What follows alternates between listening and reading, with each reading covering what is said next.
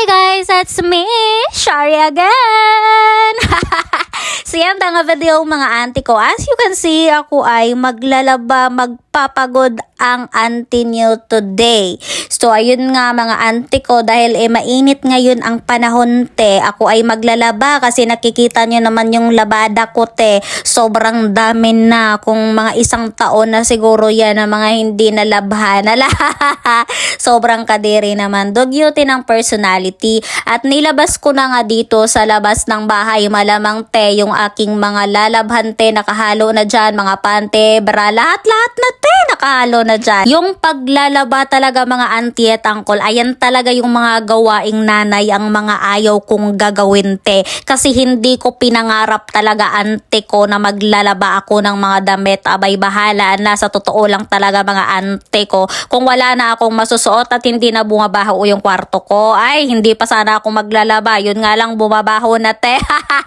Napilitan na talaga maglaba ang ante nyo. Ay, joke lang yan ha. May sabihin nyo, napakadugyot naman te. Duh! Kasi ante ko, panay palit naman kasi talaga ako ng damit. Diba? Papalit ako sa umaga, papalit ako sa gabi. Kaya doble-doble talaga te yung lalabahin te. Ayun nga, pagkalagay ko nga sa washing machine te, napagod na agad yung aking mga small bones, yung backbone ko te. Alam nyo naman te, diba? Maliit lang akong personality. Kaya kunting trabaho lang te, napapagod, nahihingal, pinagpapawisan na ang kilikili, diba te, napakaasim na. Pero wag kang mag-alala, maliligo din naman ako mamaya. At pinaikot ko nga auntie ko yung washing, sinit ko siya ng 5 oras para naman 5 oras din yung pahinga ko. Oy, char lang ha, may ganun ba yung 5 oras pinaikot?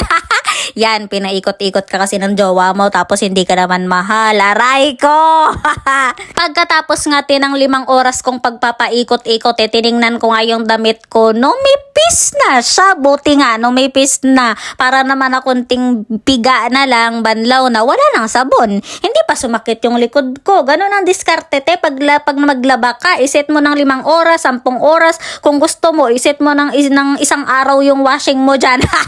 Ikaw naman yung magbabayad ng kuryente dyan, hindi ako da. So sa mga nagtatanong dyan, ante ko, yung mga nasa utak nyo, nababasa ko na talaga yan, ante ko, bakit wala akong upuan pa naglalaba? Malamang te, ayaw ko talagang umupo sa upuan. Gusto ko lang talaga yung nakaganyan ako umupo para sexy pa din. Para ba nakikita talaga te yung kaseksihan natin, fresh, para hindi tayo magiging kuba. Kasi naman talaga te, kung may upuan tapos magkukuba-kuba ang likod mo, abay, wala ka pa na sa 60 ang edad mo, 40 ka pa lang te, kuba ka na. Aray ko, ang sakit na ng likod te. So anyway mga auntie ko, ako naman ang naglalaba, so hayaan nyo na te, wag na kayong problema dyan. Kasi tumatayo-tayo din naman ako magpiga, ganyan te. Ouch, aray, ang sakit, diba? Wala nang upuan te, sumakit pa yung likod. Ang importante te, hindi tayo magkuba ante ko. Kasi bata pa naman yung ating backbone. Kaya pa naman magtayo-tayo, magbalintong, ganun ba te? So kung napansin nyo talaga te, ay nako, ang liliit kasi talaga te ng mga damit ko. Alam nyo kung bakit ang liliit? Ang hilig ko kasi te, magsuot ng mga sando na mga katulad din sa video, oh. Yan, mga crop top lang, mga maliliit, parang kulang ba sa tela te?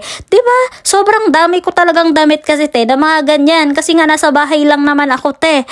Ay, pagkalipas te ng 20 hours, natapos na rin ako sa paglalaba.